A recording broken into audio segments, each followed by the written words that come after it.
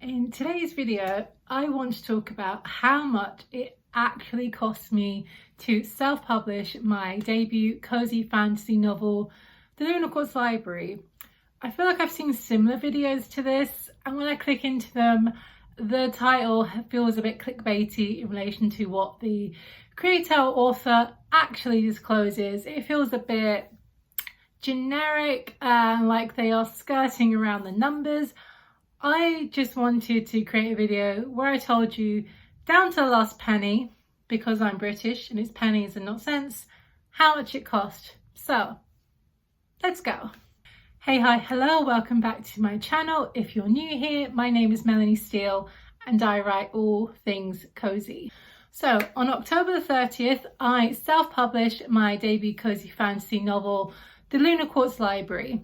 This is not the first book that I've ever written. I have written 4 non-fiction titles, so it's not my first kind of go around, shall we say.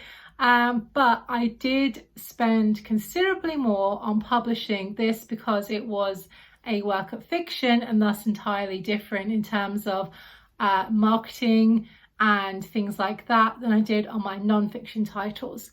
So all of my spend here is pertaining to my cozy fantasy novel. First up, Scrivener. Scrivener is a piece of writing software used by many authors and many writers to publish their novel. By all means, you don't need Scrivener. You can write in Word, Doc, Pages, I think it's called if you have Mac. There are many free options out there for writing your book. I wanted Scrivener because I had had issues previously with formatting my non-fiction books in exporting the file and it all going a bit wonky. And I knew Scrivener would make that flawless and it seemed a good investment. I got it on a discount for finishing NaNoWriMo a year or two back before it all kind of went pear-shaped. So I got that for £55. Everything here will be in pounds sterling, but I will give you a US dollar total at the end so you can contextualize how much it is for you if you're in North America. So Scrivener, £55. Next up, Bookfunnel. This is some of the best money that I spent. Bookfunnel is an online service that basically allows you to join newsletter promos, sales promos. It gives you the ability to create landing pages for your freebie or your opt-in. You can deliver books securely to ARC readers that are watermarked. You can gift free copies of your ebook to people without having to, attach the file yourself in your own email. It does a lot of things. I mainly got this because it was the easiest and best way in my mind to build my newsletter. That is what I have predominantly used it for. Currently I am using the sales promo because I now actually have a book to sell and I'm I'm participating in 2 separate promos this month and I'm going to see how it does in terms of sales figures. For this it cost me £74 for the year. And I also spent another £32 for an integration with my email provider, which is MailerLite. This means that on the landing pages I create on Bookfunnel, where you can download the first chapter of the Lunar Quartz Library in exchange for your email, Bookfunnel collects that email and puts it directly into MailerLite onto a subscriber group that I have created. And it just means that I don't have to go into Bookfunnel and manually export all of the subscribers as a CSV and upload it to MailerLite. It cuts all that out, and for £32, sold. Absolutely brilliant. Would recommend it if you go down the Bookfunnel route. Next up is the thing that I spent the most money on because to me it's probably the biggest thing and the biggest factor in your book, and that is the cover. I did my own covers for my non-fiction because in non-fiction, particularly the subject matter I'm writing in, it's not as needed to have a super duper professional cover. The only non-fiction cover that I did not DIY was my omnibus edition. I put that out to get covers, very reasonably priced. if you're looking to kind of have a professional design but your budget is not high enough for a specific artist, I would recommend Get Covers. It took a few emails back and forth and it didn't start off super well, but honestly, once they understood what I wanted after about 3 emails, knocked it out of the park, loved the cover they came up with. For this book, I wanted to go a little bit higher. I wanted to hire an actual cover artist.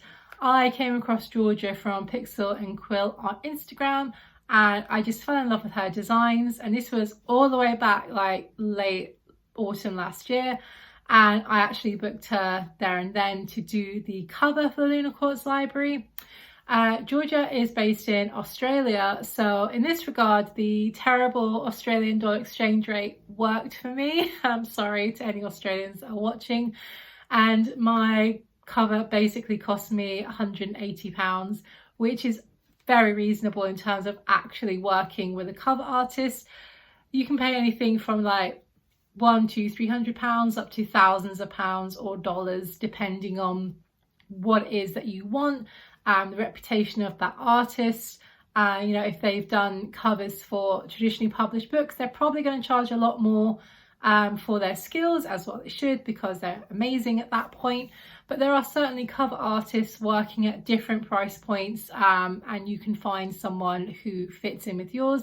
As I said, if you really don't have the budget for a cover artist but you don't want to DIY it, I would highly recommend Get Covers for a budget-friendly option. Next up, Instagram templates. If you go to my Instagram, you will see that the last 12, 15, 18 posts have all been the same template, just, you know, slightly different images, but they're all the same color, the same font, the same style, and they are all for basically promoting my book. I wanted just to have a nice uniform look so that if anyone came to my Instagram once my book was published, and of course in the lead up to it, anyone would see this post and be like, oh yes, that's Melanie Steele, because they recognize the branding and the color. I do not have an eye for design, so I just bought a set of templates off Etsy for £8, and that was it. I didn't change anything about them.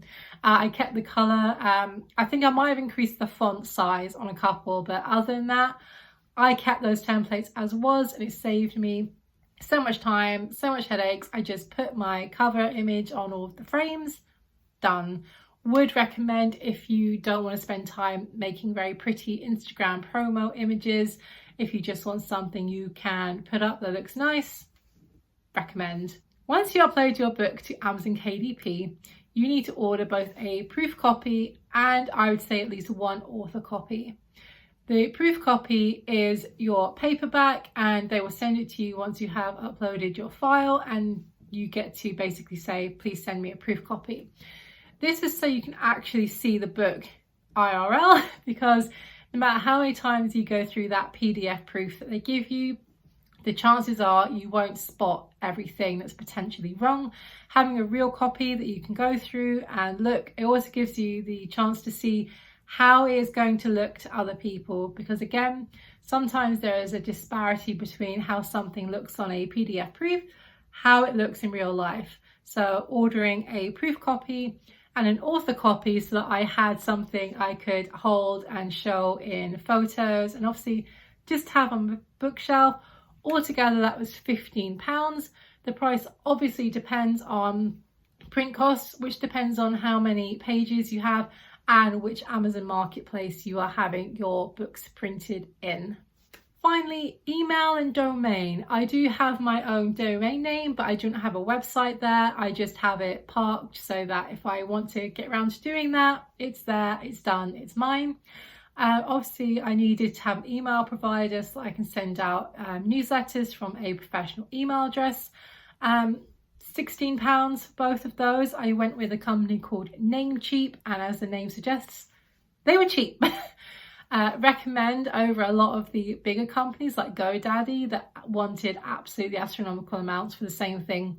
If you're just looking to get a website and email, I would recommend. Obviously, if you want to build a website and host it on WordPress, that will incur an additional charge, and that's something you'll have to check. but I just want the domain name parked and sat there for such times that I am ready to utilize it. Another cost I will not factor in because it's not 100% necessary, but it's something I found helpful, but you absolutely don't need to invest in if you're not able to, or you don't feel it would help you. Sarah Cannon's Publish and Thrive and HB90 courses. I got these on a kind of package deal because I was buying them both at the same time. Publish and Thrive is basically a whole course detailing self-publishing, what to do, what not to do, taking you through all the steps, uploading your book to different vendors, mindset, everything other than how to write the book is covered in that course, and it was amazing. I learned so much from it. HB90 is a productivity course about how to organize your goals around 90-day increments in line with the quarters of the year. So whilst I found these things helpful, I won't include them in the final cost, but just for your reference, both of those courses together cost me £350. I would like to briefly say the thing I did not spend any money on that is a bit of a bone of contention in the author community, and that is professional editing. There is a certain group within indie community that believe that no book should be published unless it has been through rigorous professional editing. Well, I completely disagree with that. That viewpoint to me comes from a place of privilege. If you've got thousands of pounds or dollars to invest in professional editing, power to you, go and do it. I would love to be able to invest in professional editing further down my journey, but I cannot sit here and say that professional editing is absolutely necessary to self-publishing. There would be so many wonderful books that would not exist in the world if people stuck to this outdated, very privileged idea that professional editing is 100% necessary. I think that if you're going to go for professional editing, that's fantastic, but it's not absolutely essential. Professional editing is nice to have, but please don't feel that without it you cannot publish a book of a quality standard. There are alternatives such as beta readers, either free or there are paid services for that are substantially cheaper than professional editing that can help you bring your book up to standard. And there is of course software such as Grammarly to help you with basic spelling and punctuation. So there are ways to bring a book up to a good standard. It might not be as high a standard, and it probably won't be as high a standard as a professional editor could bring it to, but I truly believe it will be a standard that is good enough for your readers if you do it right. So if I have done the maths correctly, that brings the grand total to £380, and that is approximately $500 US. As investments go, I would say that is on the kind of cheaper end, other than complete DIY bootstrapping where people pay no money to publish their book. Nothing wrong with that whatsoever. Plenty of people out there doing that.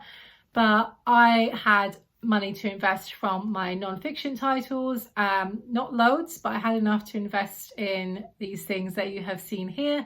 Things I felt would benefit me as I moved into writing fiction. Zero regrets on anything that I purchased, but just for context, Sarah Cannon published her first book for $50. It can be done, and there are people out there doing everything themselves, from covers to marketing and everything, that are spending $0 and £0. It is up to you what you want to spend. It is obviously dependent on what you can spend, and at the end of the day, you do you. So there you have it, an actual how much it cost me to self-publish video with real monetary totals. I hope you enjoyed this video. If you did, I would love for you to hit the subscribe button. I upload a topic video every Tuesday and a vlog behind the scenes of my writing every Thursday, and I hope that you will join me in my next video. Until then, bye.